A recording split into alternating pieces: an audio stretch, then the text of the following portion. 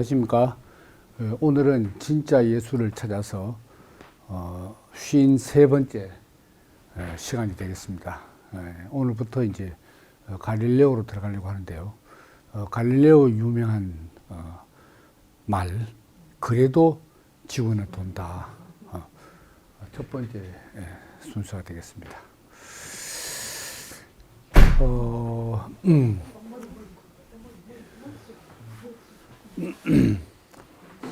그 갈릴레오는 1564년에서 1642년까지 산 사람이니까 당시 이 수명으로 봐서는 되게 오래 산 사람이라고 말할 수 있습니다. 거의 78세까지 살았습니까?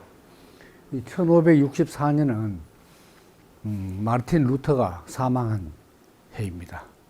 마르틴 루터는 죽고 갈릴레오는 태어나고 그런 거죠. 그래서 이제 우리가 그 천문학의 혁명 그리고 17세기 과학혁명에서 먼저 코페르니쿠스 그리고 티코 브라헤 그리고 케플러까지 봤고 이제 오늘 갈릴레오 그리고 17세기 마지막에 뉴턴까지 하면 근대 과학혁명, 천문학 또 물리학의 계관을 훑어보게 되는 것입니다. 이 갈릴레오와 그럼 케플러는 연대가 어떻게 되는가 비교를 해보면 케플러는 갈릴레오보다 늦게 태어났습니다. 우리가 먼저 다루니까 상당히 앞선 사람 같은데 출생은 오히려 1571년입니다. 그게 7년 늦게 태어났죠. 그리고 이제 1632년에 사망했으니까 케플러는 말하자면 이제 61세로 작곡을 하게 됐고 이 사람은 78세에 작곡을 했으니까 이 갈릴레오가 이제 살아 있을 때 태어나고 또 죽은 사람입니다. 근데 이제 그 천문학의 발전 순서를 볼 때 이제 케플러를 먼저 다루는 것이 이제 필요하고 또 모든 책들이 다 그런 순서로 되어 있습니다. 근데 이제 갈릴레오는 물론 이제 천문학자의 부류에 들어가기도 하고 또 당대 그 이탈리아에서 최고의 천문학자로 명망이 높았지만 그 비중은 천문학보다는 물리학에 더 있습니다. 그래서 그 역학의 법칙에서 근대 최초의 물리학자다라고 명성이 더 높았거든요. 그래서 케플러와 갈릴레오 두 사람이 만난 적은 없고 이제 케플러가 갈릴레오에게 편지를 보내어서 자기의 지동설과 같은 코페르니쿠스 지지자들이니까 같은 입장에 대한 갈릴레오를 성원하고 지지하는 편지를 쓴 적이 있습니다. 그렇지만 두 사람이 그렇게 아주 밀접한 교류를 가진 것은 아니고, 아시다시피 갈릴레오는 이제 이탈리아 사람이고, 케플러는 독일 출생으로, 마지막에 활동할 때는 티코 브라헤 밑에서 그 체코의 프라하에 있었습니다. 그러니까, 이제 그리고 갈릴레오는 케플러의 천문학에 깊이 이렇게 몰두한 사람이 아니고 또 케플러도 갈릴레오의 물리학에 그렇게 관심을 둔 것이 아닙니다. 그러니까 천문학 분야만 말하자면 케플러가 훨씬 더 전문적인 천문학자라고 말할 수가 있는 거죠. 그리고 갈릴레오의 업적은 천문학 견해로 말미암아 오늘날까지 그래도 지구는 없다. 라는 말이 있을 정도로 명성을 날렸지만 실제로는 물리학 분야에 기여한 바가 더 크다. 그렇게 말할 수가 있습니다. 만약에 갈릴레오가 없어도 지동설은 얼마든지 이렇게 전진할 수 있었던 거고, 물리학 분야에서는 갈릴레오가 빠지면 상당한 이 발전의 이 속도가 늘었을 거다. 이렇게 보여지는 이제 그죠. 그건 뭐 저의 생각이기도 합니다만, 그래서 이제 뭐 갈릴레오의 이제 생애와 함께 쭉 이 연구 발전 과정을 한번 살펴본다면은, 갈릴레오는 그렇게 넉넉한 집안의 출생이 아니었습니다.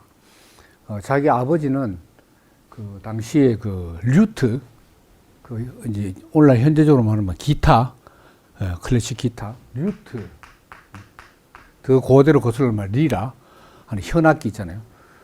줄을 퉁기는 류트 연주가 있습니다. 자기 아버지. 그래서 이제 아들을 이제 의학 공부를 시켜서 의사 만들어서 이제 가정 전체 가계를 책임지게 하려고 맏아들이니까. 그래서 이제 피사 대학에 보냈습니다.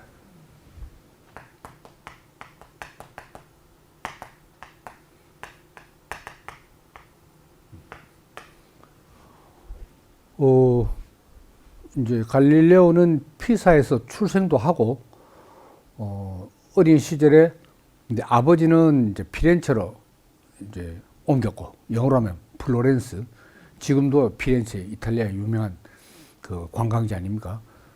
피렌체로 옮겼는데, 어릴 때 피사에서 태어나서 이모 집에 있다가 다시 피렌체로 가서 부모 합류해서 피렌체에서 성장을 이제 했습니다. 한데 이제 크니까 이제 부모가 피사 대학에서 이제 의학과 철학을 공부를 시킨 거죠. 근데 이제 피사 대학에서 공부를 하다 보니까 이 갈릴레오의 적성이 의학보다는 이 수학에 관심이 너무 많아요. 수학에.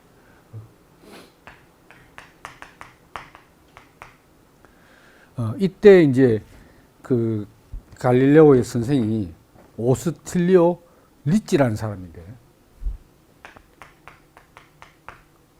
리찌. 암벽 등반할 때 뭐 리찌라고 하잖아요. 리찌가 이 수학으로 이 다리를 놓은 겁니다. 리찌를 놓은 거죠. 그래서 이제 갈릴레오에게 그 유클리드 기하학하고 기하학책하고 아르키메데스, 그때는 뭐 정확하게 뭐 물리학, 이런 고대 물리학이죠. 아르키메데스의 이제 책을, 아르키메데스 책을 선물한 거예요. 빌려준 겁니다. 그러니까 이 갈릴레오가 보니까 너무 재미있는 거예요.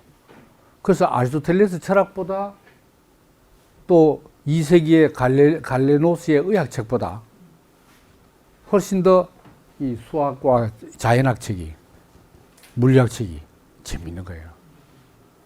그래서 이제 다른 전공 과목은 공부를 너무 소홀히 하고 오로지 수학에만 몰두했다 말이에요. 그래서 이제 아버지가 이제 이놈의 자식 어떻게 공부하나 이제 한번 왔어요. 피사 대학에 와서 리찌를 만났는데, 리찌 선생님이 하는 말이, 얘는 의학보다 수학자로 키워야 됩니다. 이렇게 이야기하네요.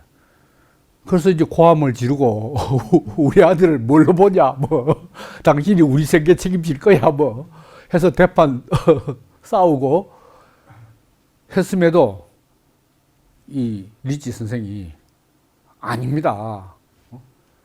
이 갈릴레오는 수학자로 길러야 됩니다. 라고 강력하게 이제 건의를 했고, 또 다른 과목을 보니까 공부를 안 해가지고 점수가 안 나오는 거예요. 없어. 그러니까 어쩔 수 없이 아버지가 이제 포기하고 그럼 네 알아서 해라 하고 피렌체로 돌아갔다는 거 아닙니까? 그래서 결국 이제 갈릴레오는 다른 전공 과목 시험을 졸업 시험을 쳐야 되는데 공부를 했어야 뭐 치지. 학점도 안 나왔고 공부도 안 했고 이래서 피사 대학을 졸업 시험도 못 치고 학위도 없이 그냥 나왔어요. 다니기만 다니고 수학만 공부하고 그냥 나왔다 이 말이에요. 네. 이런 이제 경력을 가지고 있습니다. 야, 근데 생각해 보면 우리 그때 뭐 티코 브라헤도 마찬가지였잖아요. 그 귀족 가문으로서 그 당시에 귀족이 밟아가는 코스가 다 정해져 있음에도 불구하고 하늘 관찰에 미쳐가지고 그 부귀영화를 등지고 천문학에 몰두한 거 아닙니까? 케플러는 어떻겠습니까? 케플러도 원래 신학자가 되려고 했는데 메슈툴이라는 선생님을 만난 바람에 완전히 천문학으로 코스를 바꿨잖아요. 그렇게 본다면 그 두 사람도 만약에 원래 계획대로 길을 걸어갔더라면 그 사람들 이름이 지금 우리에게 회자 되겠냐 이 말이죠. 갈릴레오 마찬가지. 그때 의대 나와가지고 그때 의사는 그때나 지금이나 역시 수입이 많은가 봐. 자기는 잘 먹고 잘 살지 모르지만은 야 우리에게 알려지는 바가 안 되는 거죠. 그래서 이 갈릴레오가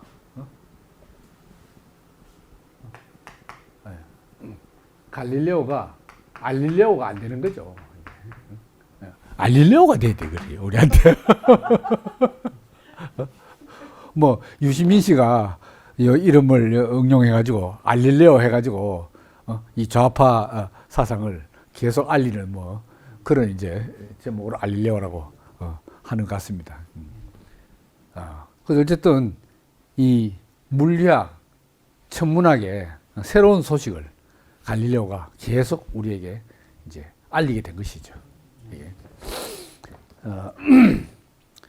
그래서 그 당시에 이제 시대적인 분위기가 뭐 16세기, 17세기 다 그 유럽이 이제 격변의 시대 아닙니까? 말하자면 이제 중세가 끝나고 르네상스 시기고 이때는 이제 르네상스 말기라고 말할 수 있죠. 이제 뭐 17세기가 이제 17세기는 거의 이제 근대가 시작되고 14, 15, 16 요게 이제 르네상스니까 막 르네상스에 아직 여운이 있고 근대가 막 시작하고 이런 격변의 시대였다 이 말입니다. 그래서 뭐 다 설명을 드릴 수 있지만 이제 이 갈릴레오에게 많이 영향을 끼친 게 뭐냐면 이 이탈리아의 그 메디치 가문.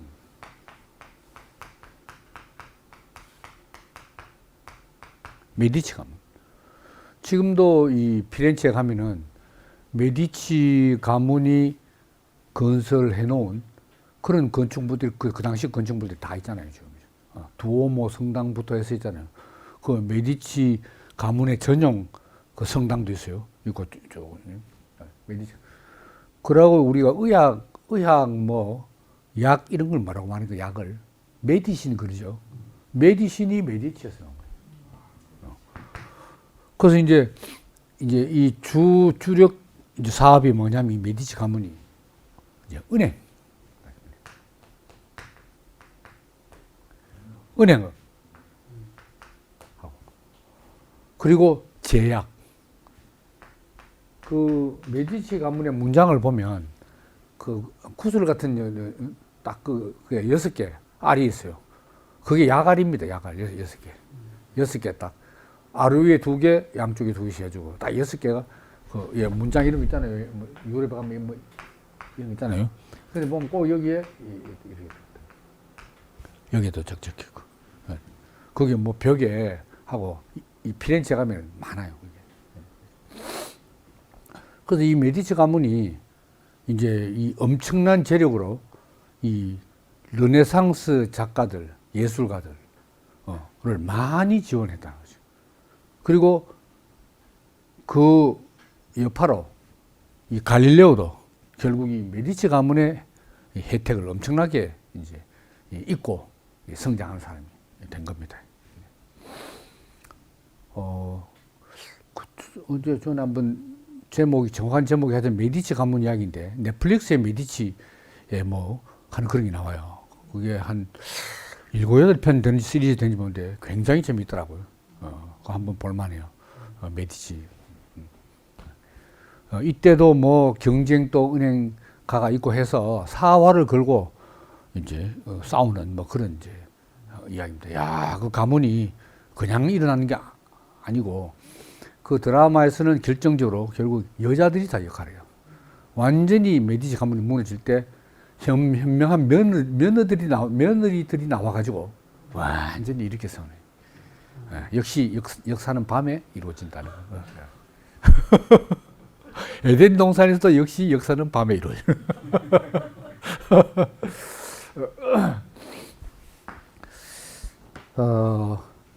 그리고 이제 그 당시에 또 이제 맞으면 종교 전쟁이 또 30년 종교 전쟁이 독일에서 일어났고, 그 다음에 이제 가톨릭은 이 종교개혁, 루터 종교개혁이 언제죠?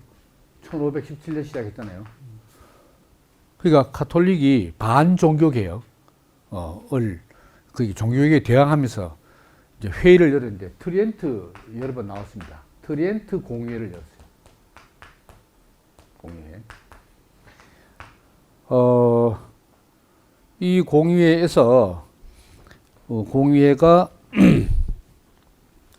1543에서 1565, 1543에서 1565. 면은 이제 막 갈릴레오가 태어나기 전에까지 공의를 여는 거죠. 그리고 1540년에 가톨릭에서 뭘 했냐면, 이것도 다 개신교 종교개혁 세력이 대항하기 위해서 예수회를 설립해요. 지금도 예수회가 있잖아요. 막 예수회 출신 신부는 막 군대로 말하면 이제 특공대, 특수부대, 정예부대. 그 우리 아는 형제가 거기 들어갔다가 이제 탈락한 그런 거 있잖아요. 워낙 뭐 빡시게 이렇게 훈련시키니까. 1540년에 예수회를 설립해요. 뭐 제수이트, 영어로 하면 제수이트라고 하는데, 예수회를 설립해서 이 예수회가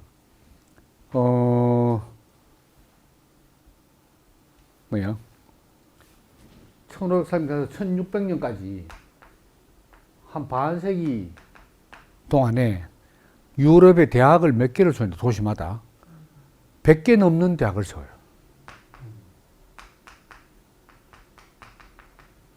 그 큰 도시는 예수의 대학을 다 설립하는 거예요. 그럼 왜 설립해서 뭐 하겠어요? 거기에서 가톨릭 엘리트 그룹을 양산시키는 거예요. 그래서 나중에 이제 이 개신교에서도 또 대항하는 대학을 설립해서 또 거기서 이제 경쟁치에 돌입하고 이런 거죠. 그 루터가 소속된 비텐베르크 대학, 뭐 이런 데가 말하자면 이제 개신교 종교개혁 중심 대학 아닙니까? 거기서 또 다른 대학을 막 설립하고 지원하고 이런 거죠.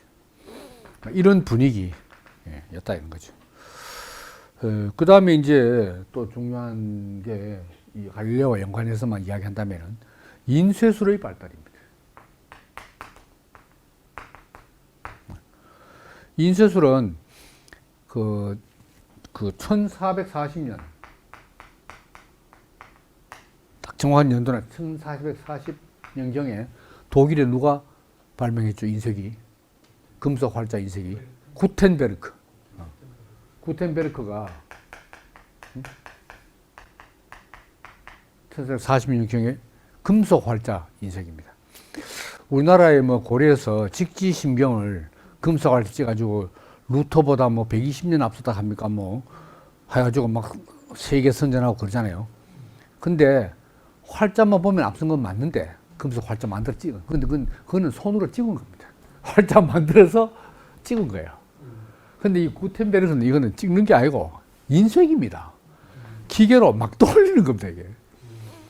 야, 그러니까 이 인쇄기가 나오기 전에 전부 뭐 했습니까? 손으로 필사본.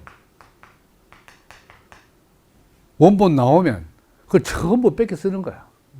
그 시간도 많이 걸리고 발행 부수도 적고 값은 어떻게 하겠어요? 당연히 비싸지, 인건비가 있는데. 그래서 그럼 이제 인쇄본하고 같은 책, 필사본하고 가격 차이가 얼마냐? 5분의 1입니다. 5분의 1. 그리고 대량으로 찍어내잖아요. 그래서 종교 개혁도 이 인쇄기 발명 덕분에 종교가 빨리 된 거지. 그죠? 빨리 찍어서 집집마다 이제 독일어로 된 성경 다 가지고 있으니까. 근데 이제 르네상스의 이제 또 특징이 뭐냐? 후기로 갈수록 예전에는 모든 책이 라틴어로 다 되어 있어요. 라틴어를 읽고 쓸 수 있는 비율은 유럽 전체 인구의 3%가 안 됩니다. 안 그렇겠어요? 아니, 자기 나라 말도 모르는데. 문맹률이 뭐 90% 넘는데, 라틴은 뭐 성직자 그룹이나 전문 학자 그룹 알면 라틴을 모르는 거야. 근데 라틴어로 다 쓰기 때문에 유럽 국가들의 어떤 국경선을 의식하지 못해. 왜? 옛날 우리 한자로 쓰면 중국 사람이 일본 사람이나 우리나라 학자들이나 다 읽을 수 있는 뭐 그런 식이 된 거예요. 근데 이제 르네상스 후기에 와서 작가들이 모국어로 저술 활동을 했는 거예요. 모국어로. 그 루터도 독일어로 성경을 번역했잖아요. 헬라어를 독일어로 번역했잖아요. 그러니까 독자층이 그래도 훨씬 더 늘어나게 되고 빨리 보급이 되고 이런. 그래서 뭡니까?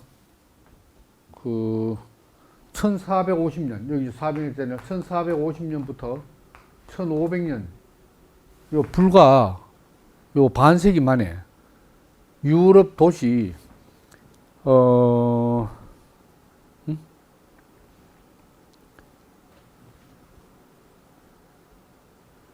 200개 넘는 도시에서 인쇄소가 다 있는 거라. 유럽의 200개 도시에서. 그러니까 이 인쇄업자들이 지금도 그렇지만은 이 출판업자들은 많이 판매를 해야 될 거 아닙니까? 그러니까 이제 처음에는 이제 그리스 라틴어 고전을 인쇄하다가 그 다음에 뭐 좀 출판거리 없나 할 때 예를 들어서 이제 뭐 마젤란이 세계 일주했다. 마젤란 선단이. 그럼 또 그 보고서가 있습니까? 그럼 빨리 공부. 또 케플러의 뭐 천구의 회전에 대해서 이 전문가.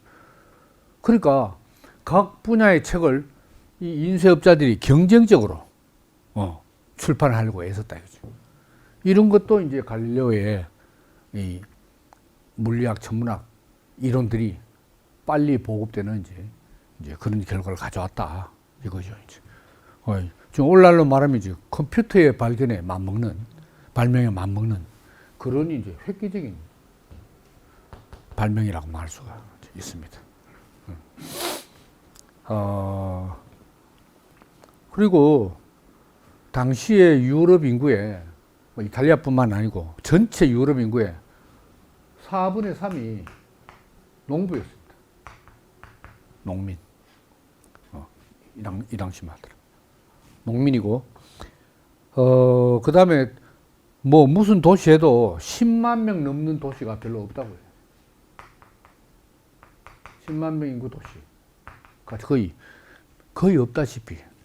도시 규모도 작았고, 전체 도시 인구가 15%밖에 안 됐다. 유럽 전체 평균 봐서 15%. 75%는, 그럼 이거 뭐 4분 3 아닙니까? 75%가 이제. 4분 3 넘지. 이런 이제. 그 당시에 유아 사망률이, 뭐, 우리나라는 뭐, 근대까지 그랬습니다만은, 유아 사망률이 20%. 그 5명 나면 하나는 무조건 죽는 꼴이 된다 이 말이죠. 그리고 물론 빨리 죽는 수명까지 다 계산해서 그렇겠지만은 유럽의 남자의 평균 수명이 몇일까요? 그 당시에? 이 당시에? 16세기, 17세기 뭐 이럴 때? 45세. 구텐베르크, 구자길, 뭐 역시 좀 이름 유사하니까 틀리네. 야, 맞습니다. 45세. 45세야. 지금 생각하면 좀 끔찍하죠? 그러니까, 뭐 좀 성인으로서 활동하려고 하다 죽는 거야. 그러니까 인생이 이렇게 짧아. 그러니까 긴 내세를 염원하지 않을 수 없는 거야. 이제 한번 살아볼까 하는데, 아직 해야 돼.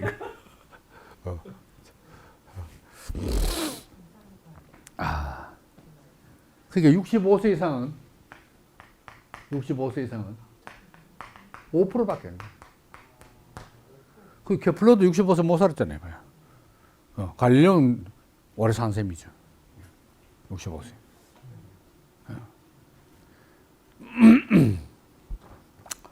야, 그리고 이제 이 당시에도 유럽인들을 괴롭힌 게 뭐냐? 패스트, 흑사병입니다. 예를 들면 뭐 자주 발생하는데 예를 들면 1630년 지금 갈릴레오 살았을 때입니다. 케플러도 살았을 때 30년, 31년 요 2년 사이에 이탈리아에 덮친 그 북부 이탈리아에서 덮친 흑사병 때문에 베네치아 인구 3분의 1이 죽었어요. 그리고 밀라노는 2분의 1이 절반이 죽었어요. 뭐 끔찍합니다. 이런 시대. 그리고 30년 종교전쟁도 일어나죠. 개신교와 이 구교의 치열한 투쟁. 이런 분위기 속에서 케플러는 독일 사람이니까 개신교, 루터교. 갈릴레오는 이탈리아에는 개신교가 하나도 없잖아요. 교황청이 건재하니까 갈릴레오는 물론 가톨릭 신자죠. 이런 이제 분위기 속에서. 그렇습니다, 이제. 근데 이제 갈릴레오가 학위도 없이 피사 대학을 떠났는데 나중에 이제 자기가 수학으로 먹고 살아야 가난한 이제 사람이니까 먹고 살아야 되니까 뭐 수학 가정교사도 하고 개인 교습하고 한대. 그때 가르치던 선생님들이나 이 저명한 수학자들이 이 갈릴레오 재능을 아는 거라. 그래서 당시에 로마 대학 주임 수학자 유명한 클라비우스라고 있습니다. 그 당시에 자길리우스도 있었는지 모르겠습니다만 클라비우스가 있었어요. 클라비우스가 이제 로마 대학은 예수의 대학의 중심입니다. 핵심 대학이죠. 여기에 주임 수학 교수니까 저명한 사람이죠. 클라비우스가 그 피사 대학에 1589년에 피사 대학에서 수학을 가르쳐라. 이렇게 전격적으로 청구를 합니다. 그 대학에서 학위도 없이 나왔는데 수학을 가르쳐라. 그 대신에 연봉은 작았어요.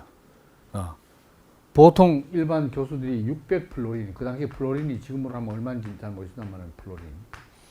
뭐 우리로 하면 한 6천만 원 칩시다, 그러면. 근데 갈릴레오는 얼마를 받았냐? 똑같이 가르치고 60플로린. 10분의 1. 그러면 이제 다른 교수 연봉 6천만 원일 때 자기는 600만 원 1년에. 그럼 한 달에 50만 원밖에 안 된다 말입니다. 이 생활도 안 돼.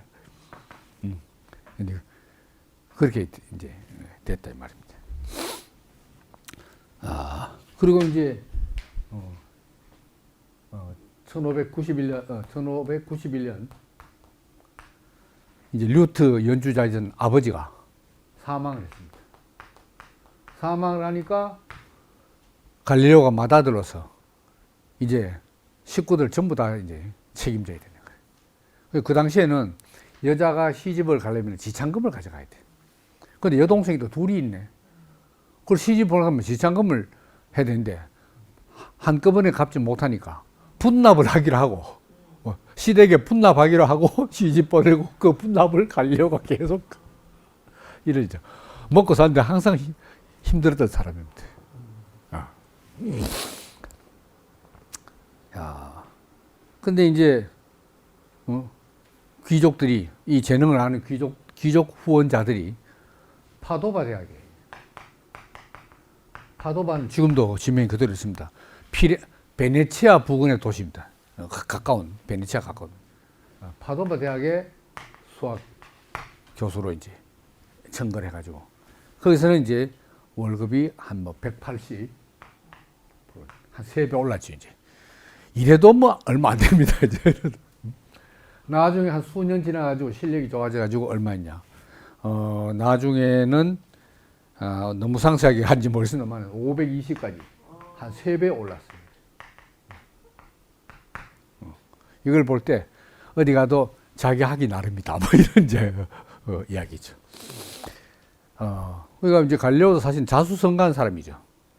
뭐 맨주모로 시작해가지고 계속 올라간 사람이에요. 근데 여기에서 이제 강의 목적이 뭐냐? 이제 천문학도 가르치고 뭐 수학도 가르치고 한데 여기서 맡은 이제 이 수학 과목은 천문학 과목은 별점을 치는 겁니다. 점성.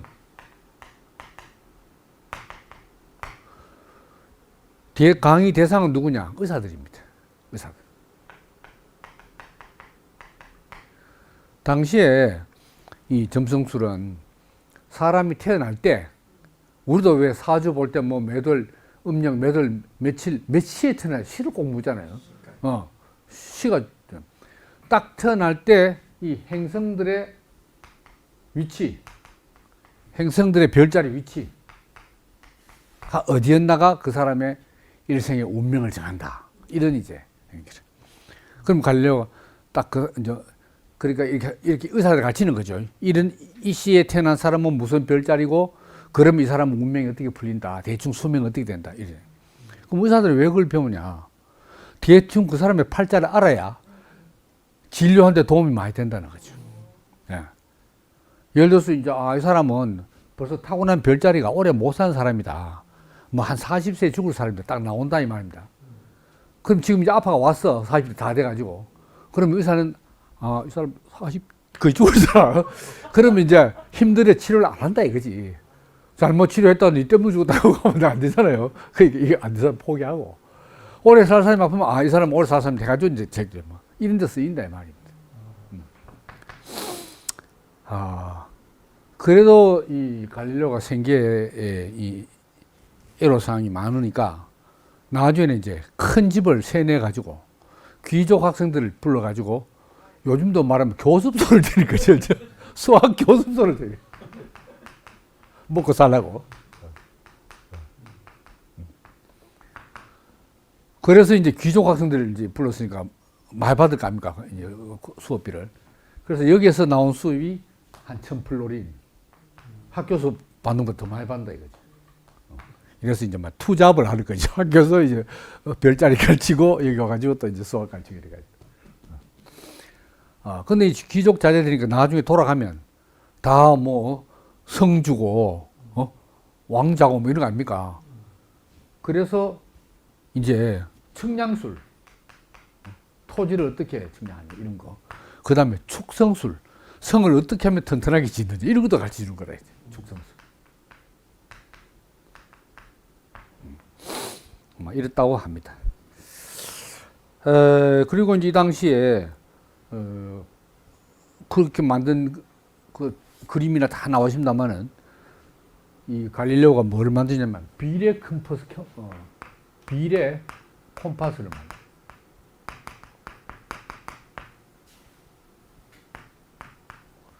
종래의 콤파스 이 제도할 수 있잖아요. 그보다 훨씬 큰 획기적인 컴퍼스를 만들어 가지고 군사용으로 쓸 수 있도록 건설과 건축과 군사용으로 쓸 수 있도록 만드는.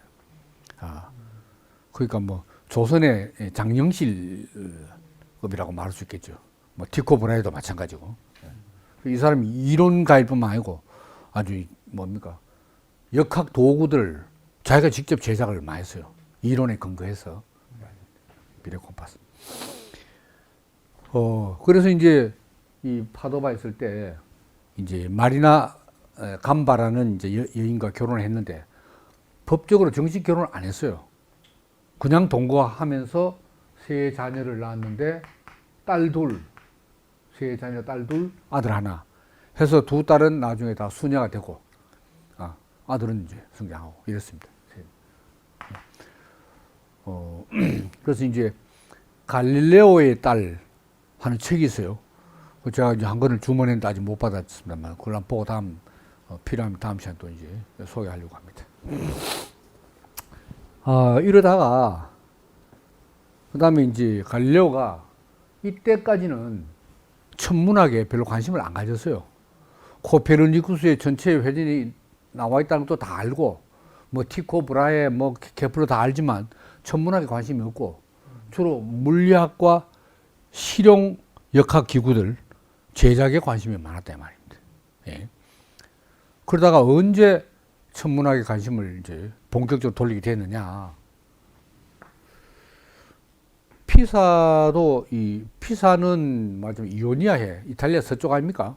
이오니아해 바로 가깝고 베네치아, 파도바는 베네치아하고 가까우니까 베네치아가 늘 같이 일했어요. 베네치아의 밀물 썰물하고 피사 앞바다의 밀물 썰물이 모양이 영 틀린 거라. 베네치아 쪽이 훨씬 더 그 밀물 썰물 격차가 크게 일어난다. 같은 바다인데 왜 이럴까? 이렇게 생각하면서 갈릴레오가 어떻게 착안했느냐? 밀물 썰물. 밀물과 썰물이 왜 일어나느냐? 혹시 지구의 자전, 공전에서 흔들린다 이거지. 아무래도 공전하고 자전하면은 흔들린다 이거라. 우리 왜 뭐 배가 가다가 만약 턱 멈추면 그 안에 있던 자동차도 마찬가지지만 물통이 있으면 물이 출렁거릴 거 아닙니까? 그런 역학적 원인으로 밀물과 지구가 하여튼 흔들리니까 밀물 썰물이 나는 거 알겠나. 이래서 자전과 공전의 원인을 돌리게 되고 이거를 이야기한 사람이 누구냐? 코페르니쿠스다 이거죠.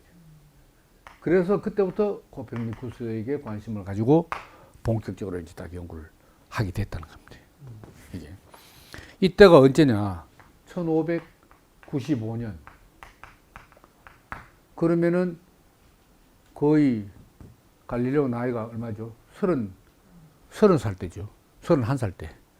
예, 되었어야 이제 천문학에 관심을 가지게 된 겁니다. 근데 갈릴레오가 물리학만 계속 연구하고 발전시켰으면 아마 마지막에 종교 재판도 안 받았을 거고 그냥 근대 물리학의 선구자로서 이름을 날렸을 건데 이 밀물 썰물 원인 생각하다가 지구의 자전과 공전에 관심을 가지게 되고 코페르니쿠스를 지지하게 되고 이러면서 나중에 이제 화를 불러오는 이제 이런 이제 결과를 가져왔다는 거죠. 이제 인간적으로는 그 다음에 이제 그 갈릴레오가 이제 1604년에 이때 관심을 가졌지만 계속 이제 물리학의 역학에만 이제 연구를 열심히 몰두하다가 1604년에 무슨 일이 있냐면 신성이 출현했는 거라. 새로운 별. 새로운 별. 케플러 때 뭐 그 앞에 코페르니쿠스는 물론이고 때도 또 티코 브라이트도 마찬가지고 이 새로운 별은 생겨날 리가 없다. 아리스토텔레스의 우주관에 의하면 하늘은 영원하고 변화가 없잖아요. 일정한 등속 원운동만 하는 거지. 뭐 새로 생긴다든가 뭐 움직인 변화가 없어야 돼. 근데 새로운 별이 딱 관찰이 됐는 거라. 그리고 이 별이 새로운 별이 아니라고 하는 사람들은 뭡니까? 그거는 지구와 달 사이의 대기 현상 때문에 그래 보이는 거다. 이 말 아닙니까? 근데 코페르니쿠스는 그게 아니다. 달보다 훨씬 먼 거리에 이 별이 생긴 거다. 하는 것을 뭐로 입증했냐? 케플러 때도 그랬고, 갈릴레오도 시차가는 뭡니까? 시각차. 그러니까, 뭐, 이제, 예를 들면, 파도바, 갈릴레오가 있던 파도바하고, 스웨덴의 스톡홀름하고, 여기 거리가 얼마나 되냐, 예를 들면, 요게 이제 1600km 돌아야 돼. 1600.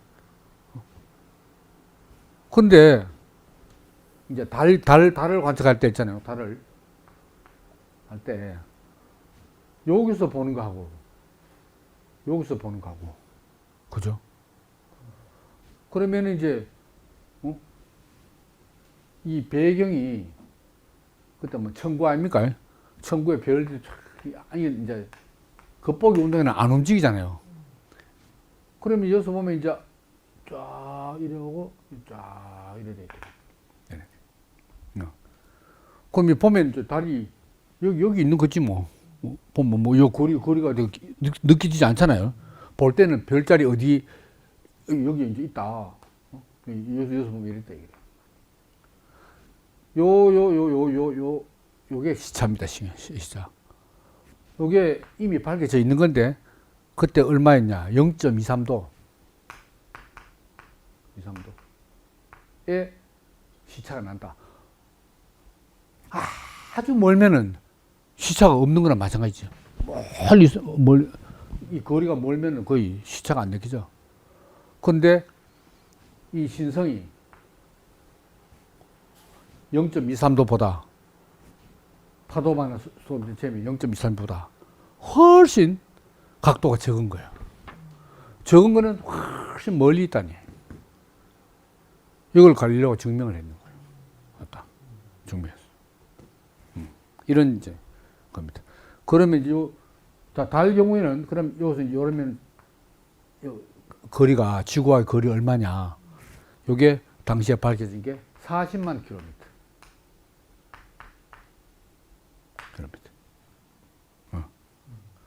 그러니까 달보다 훨씬 먼 거리에서 새로운 별이 생겨난 거다. 이러면 어찌 됩니까? 아리스토텔레스의 하늘 변하지 않는다는 그 2000년의 우주관이 전부 다 많이 이야기했잖아요. 역시 이때도 역시 그걸 고집하는 학자들이 훨씬 더 많았다는 거예요. 그래서 당시에 반대자들의 대표를 예를 들면 크레모니니 뭐 이런 사람, 그 다음에 델레 콜롬베 뭐 이런 사람 많지만 대표적으로 크레모니니는 아예 뭐 시차 설명 듣고 뭐 노골적으로 반박하는 글을 쓰게 되고, 델레 콜롬베는 이 신성을 어떻게 하냐, 새별이 원래 여기에 새별이 있었는데 사람들 눈에는 관찰이 원래 안 됐다 이거야.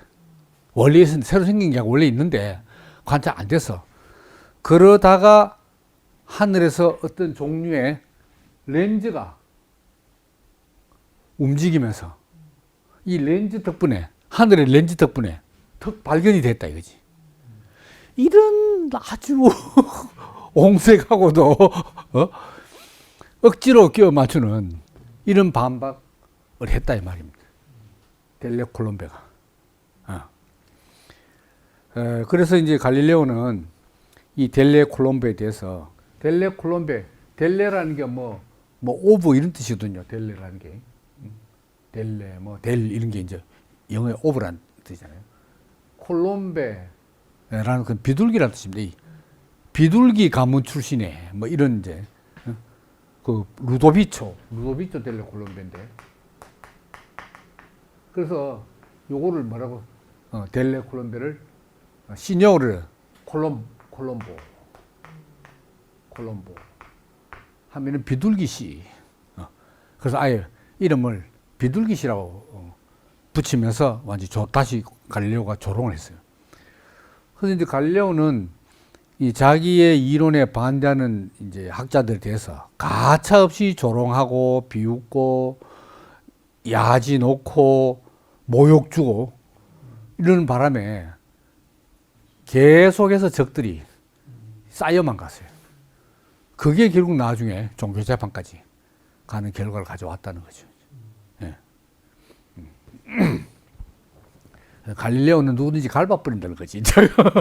그냥 안 둬. 자기한테 반대한 사람은 이제 갈고 보는 거예요. 이제. 갈블레오. 옳지. 이 갈릴레오 되고 갈블레오. 이게 이제 갈릴레오 특징입니다. 이게. 근데 이제 이게 이제 새로운 별자리가 언제였냐? 1604년이라고 했잖아요. 파도바 대학에 있는 동료 교수들하고 싸웠다 이 말입니다.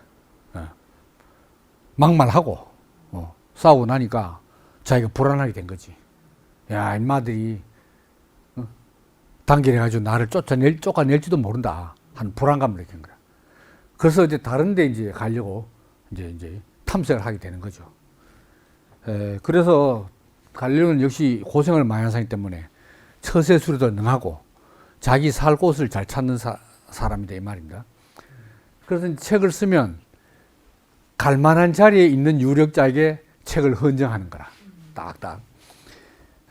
그래서 예를 들면 1606년에 비례 콤파스를 사용하는 법을 썼어요. 그걸 누구한테 보냈냐? 피렌체 이 메디치 가문의 코시모 왕자에게. 당시 16세 코시모 왕자에게 이 책을 딱 헌정하는 거예요. 그리고 여름마다 방학 아닙니까? 파도바 여름 방학 때 피렌체 가가지고 코시모 왕자에게 수학 가정교사를 하는 거예요. 그래서 친분을. 왜? 코시모 왕자가 다음에 자기 아버지에 이어서 피렌체와 토스카나 지방 통치자 될 건데 대공이니까 이미 어릴 때부터 이제 당대지 관계를 유지하고 이제 있는 거죠. 그래서 이제 그 결과 이 토스카나 궁정, 피렌체에 있는 토스카나 궁정에서 자기 입지를 아주 확고하게 다져놓았습니다. 오늘 갈릴레오 일생에 대해서 아주 상세하게 이야기를 하네요. 그리고 이제 1608년 이제 코시모 결혼식에 갑니다. 그리고 코시모 가정교사인데 당연히 초대받겠죠. 봐서 거기서 참석하고 그해 말에 이 코시모 왕자의 아버지 페르디난드 1세가 건강이 악화돼가지고 위독하게 됐어요. 그러니까 이제 이 부인, 코시모의 엄마죠. 페르디난드 1세의 부인이 갈릴레오에게 우리 남편이 장수하겠나 어떻게 했나 좀 별점을 봐달라 이렇게 한 거죠. 그러니까 갈릴레오가 딱 별점을 보고 나서 뭐라고 했냐. 이분은 틀림없이 장수합니다고 딱 예언을 했는 거라. 그랬는데 그 예언 22일 후에 사망했습니다.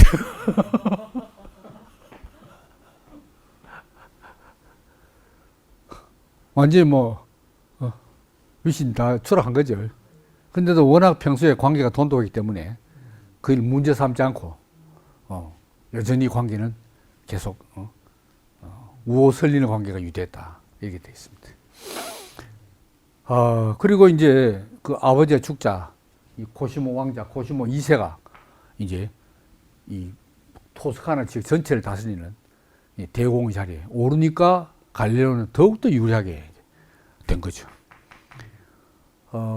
이 이탈리아 중에서도 이 토스카나 지방, 이 와인 생산지로도 유명하고, 그 이탈리아에서 아주 이 목가적인 여행지로 가장 손꼽히는 지역이잖아요. 그 유명한 이 소도시들이 많아요. 경치도 좋고, 여러분들이 뭐 형편 되시면 한번 가보시기를 권해드립니다. 저와 함께라면 좋고요. 더 좋고요. 그 다음에 이제 1610년 이제 뭐를 이제 책을 발매 시데레우스 눈치우스라는 책을 발매합니다. 시데레우스 눈치우스. 이걸 번역하면 별들의 소식. 시데레우스가 별들의 소식. 눈치우스 뭐 뉴스 이런 거겠죠. 겐또지만은 별들의 소식. 이걸 이 책을 발견합니다. 여기에서 아주 중요한 이제 이 내용들이 있는데 첫 번째 달은 매끄러운 공 모양이 아니다. 어떻게 알았냐? 갈릴레오가 20배의 배율의 망원경을 사용합니다. 갈릴레오의 천문학의 최대 공적은 망원경으로 전체를 관측했다. 뭐 맨눈 관측의 최고봉이 누굽니까? 티코 브라이인 거라. 온갖 관측 기기를 다 만들었지만 망원경은 아니었어. 그러니까 뭐 정밀하고 뭐 아무리 해도 20배 배율 망원경 보는 거하고 맨눈 보는 거하고 감정하게 봐요. 이게 비교가 안 되네.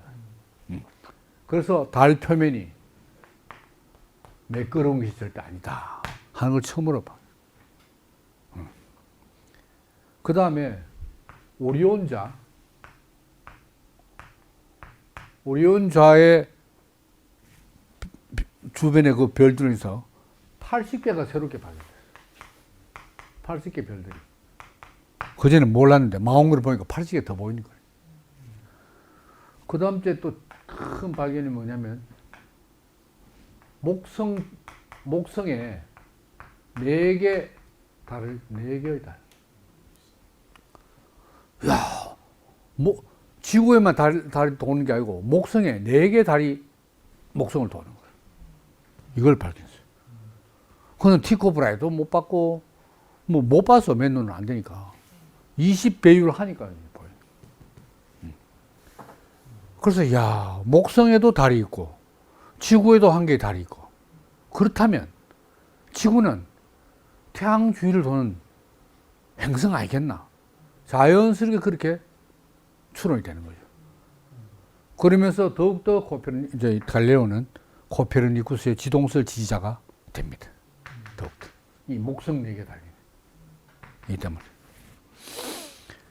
자, 근데 이제 저도 그 전번에 먼저 이야기할 때 갈릴레오가 망원경을 발명을 잘못 이야기했습니다만은 갈릴레오가 망원경 발명한 게 아니고 다른 사람이 발명해 놓은 것을 더 성능 좋게 개량한 겁니다. 근데 망원경의 역사는 정확히 몰라요. 왜냐하면 아주 고대에도 렌즈로 적들의 동태를 관찰했던 기록이 있다네요. 근데 뭐 본격적인 망원경은 아니고. 그래서 이제 그 본격적인 망원경은 이제 1608년에 제가 지금 그 사람 이름을 제가 적어 온다는 게 깜빡 있으면 네덜란드의 안경 제작자가 만들었어요. 네덜란드에서. 네덜란드 안경 제작자. 그 사람 이름이 다음 시간에 기억나면 안경 제작자가 만들어요. 그래서 이제 갈릴레오가 소문을 들은 거야. 1609년에 구명이 아니지 년 1609년에 그 소문을 들었어. 네덜란드에서 안경 제작자가 망원경을 만드는데 실물 맨눈보다 3, 4배, 3배 내지 4배 배율을 가진 망원경을 만들었다더라 하는 소문을 들은 거야. 대충 뭐 모양은 있다. 그게 뭐냐? 대롱에 망원경 대롱 있잖아요. 여기에 볼록 렌즈, 대물 렌즈, 여기에 대안 렌즈, 오목 렌즈. 대충 이런 모양이라 하더라 하는 이야기 들은 거라. 그래? 하면서 갈릴레오가 이 대물 렌즈를 더욱더 더 얇게 해가지고 초점 거리 길게 하고, 이 오목 렌즈는 더욱더 많이 파가지고 초점 거리를 짧게 해가지고 배율을 높이는 거라. 그래서 짧은 시간에 배율을 몇 배까지 올렸냐? 9배까지 올렸냐. 이래서 이걸 들고 어디로 갔느냐? 파도바에 상원 의원들, 귀족들한테 가가지고 이 성능을 멀리 바다에서 배가 오는 걸 딱 망원으로 보게 있는 거라. 그럼 맨눈으로는 저기 배가 있는지도 없는지도 막 저기 배 만나 갈 정도 작게 보이는데 망원경 보니까 오는 모습까지 생생히 보이거든. 그러니까 이거는 첫째 이 사람들 눈에는 뭐 전체보다도 군사용으로 군사용. 그래서 그걸 또 역시 또 현실의 처신에 능한 갈릴레오가 다 또 상호들에게 망원경을 선물했는 거야. 하니까 그 보답으로 파도바 대학 종신 교수직을 제안했는 거야. 어디를 죽을 때까지 교수해놔야 돼. 그런 연봉을 획기적으로 올려준다. 그런데도 갈릴레오는 적들이 많은데 자기가 적을 만들어 놨잖아요. 지금 앞에서. 그러니까 불안한 거라. 그래서 이제 자기 고향인 피렌체로, 피사 이쪽으로, 그리고 또 이 피렌체 궁정에 공을 많이 들여놨잖아요. 그 자기는 피렌체로 뜰 생각으로 이 제안을 거절하고 결국은 피렌체로 가게 됩니다. 왜? 코시모가 이제 대공이 됐으니까, 자기 제자가 어릴 때부터 가진 제자가 대공이 됐으니까 뭐 선생 아닙니까? 그러니까 이제 토스카나 토스카나 주임 수학 교수로 가게 돼요. 계속 이제 올라가게 되는 겁니다. 그래서 나중에 이 갈릴레오가 몇 배까지 만들었냐? 20배, 나중에는 30배까지 만들었어요. 그래서 이 달 표면은 20배, 아까 했죠. 20배 배율로 달 표면을 관측하고 책을 냈다. 자, 그래서 이제 이 목성 4개 위성들을 발견하면서 더더욱 이제 지동설을 이제 코페르니쿠스 지동설 지지하게 됐어요. 이게. 그리고 이제 목성의 4개 별을 이름을 붙일 때 그 메디치 가문의 그 중요한 사람들 그 이름을 하나하나 위성에다가 달에다가 이름을 다 붙였는 거야. 처신 잘하죠. 그래서 메디치 가문의 별들 딱 하면서 해가지고 책 써가지고 딱 보내니까 흐뭇하지. 그리고 20배 망원 별도 선물 딱 하죠. 뭐 이렇게 했는 거예요. 네. 그럴수록 이 반대자들은 더욱더 반대를 하게 된 거야. 야, 아리스토텔레스 학파들. 그래서 아까 말한 크레모니니는 아예 망원경을 들다 보지도 않아. 그럼 당신 좀 관찰 좀 해보고 이야기하소 하면은, 아이고 나는 뭐 망원경 보면 머리가 아파서 못 봅니다. 하면서 아예 안 보고 반대하고. 그 다음에 이 아까 텔레 콜럼보는 뭐라 하냐? 하늘의 물체인 달은 완벽하게 매끄러워야 된다. 그 울퉁불퉁하고 표면이 그칠 리가 없다. 한데 갈릴레오가 망원경으로 달의 그 그림자 있잖아요. 표면에서 그림자가 지득해지는 그걸 높이를 계산하고 해가지고 달에도 높이 평지에서 몇 미터 높이까지 산이 있느냐? 6,000미터까지 산이 있다는 걸 발견합니다. 놀랍죠? 이게 됐습니다. 그 다음에 이제 또 갈릴레오가 토성과 금성을 관찰했어요. 토성의 고리, 갈릴레오 망원경으로는 그 고리의 정체를 정확히 볼 수 없는 거라. 이 비율을 가지고. 그래서 토성의 고리를 귀고리처럼, 토성의 귀고리처럼 이렇게 그려놨어요. 그 한계를 보여줬고, 금성을 관찰하면서 어떻게 되냐. 금성을 잘 관찰하니까 달처럼 초승달, 반달, 보름달, 금음달까지 다 있는 거라. 망원경을 보면서. 그래서 금성이 태양의 주위를 도는 게 분명하다는 걸 확실히 알았어요. 네. 그러면 또 아리스토텔레스, 프톨레미오스가 다 무너지는 거 아닙니까?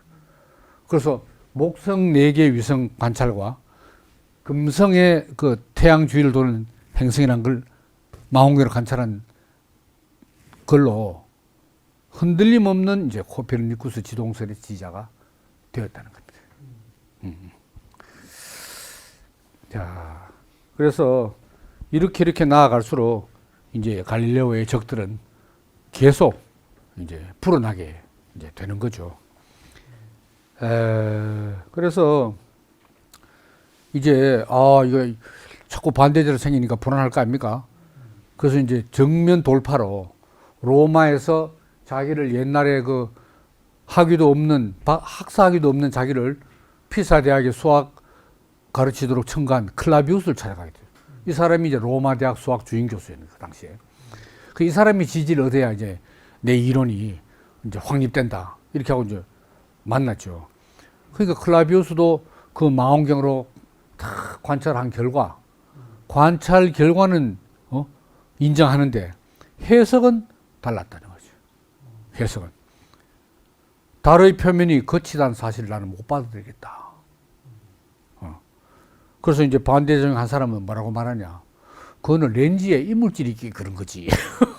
갈릴레오 망원경 렌즈에 이물질이 있기 거친 거지. 달이 이거. 야, 그 이유도 뭐. 그렇게 이야기를 했답니다. 그 다음에 이제 로마에서 그 케시 왕자가 만났어요.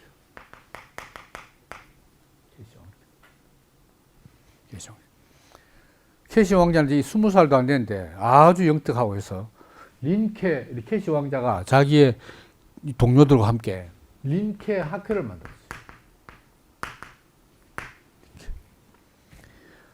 린케라는 말은 링크스라는 말에서 나오는데, 링크스는 시라손입니다. 시라손이 동물이 눈이 되게 밝다네요.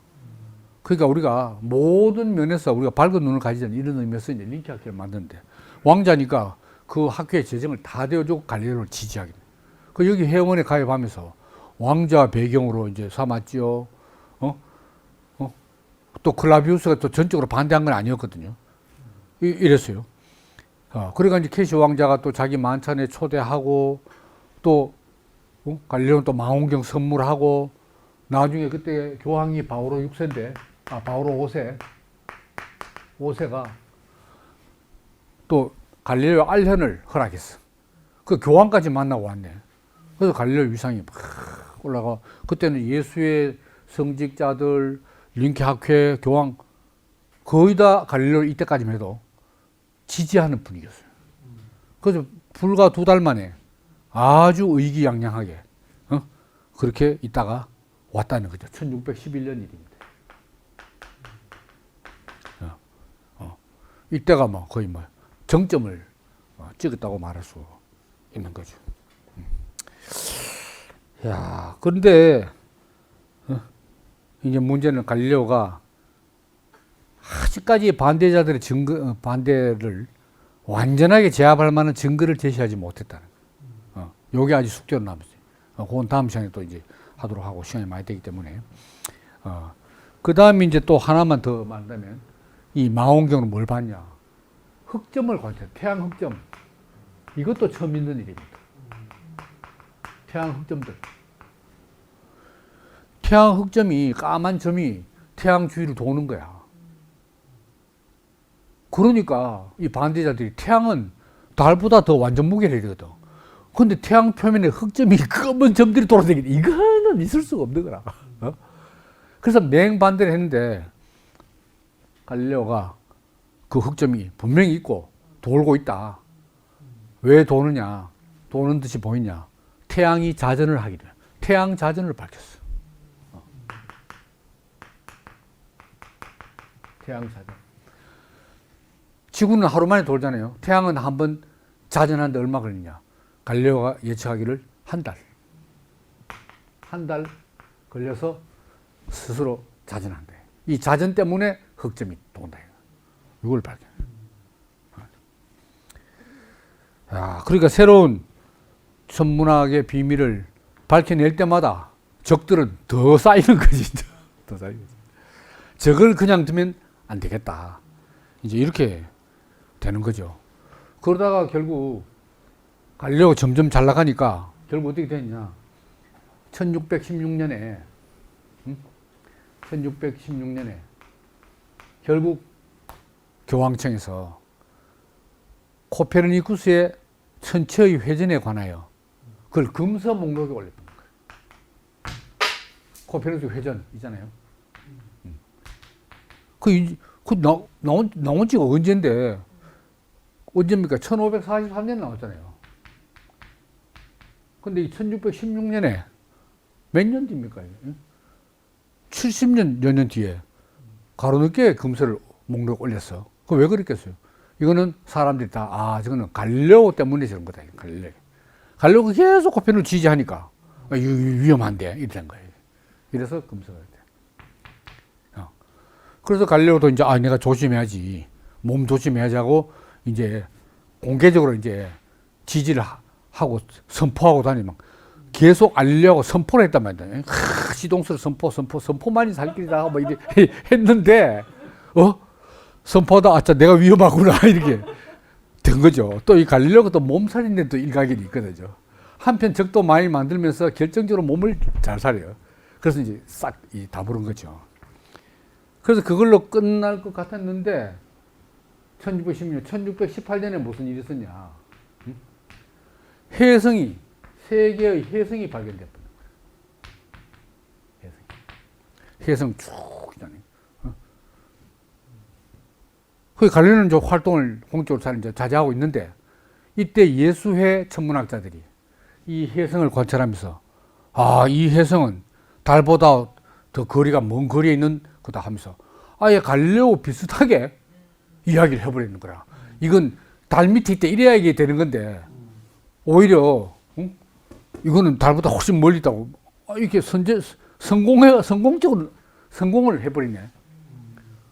그러니까 갈릴레오가 위축되는 거야. 가면서 내 가만히 사이에 이것들이 이 천문학의 선도 자리를 뺏으려고 하네. 그러면 안 되지 해가지고 이 사람이 갈릴레오가 반대를 하기 시작했는 거야. 하니까 여기서 이 주도하는 사람이 유명한 예수의 학자 그라시가 무슨 책을 썼냐? 양팔 저울 칸. 저울이 원래 양팔 아닙니까?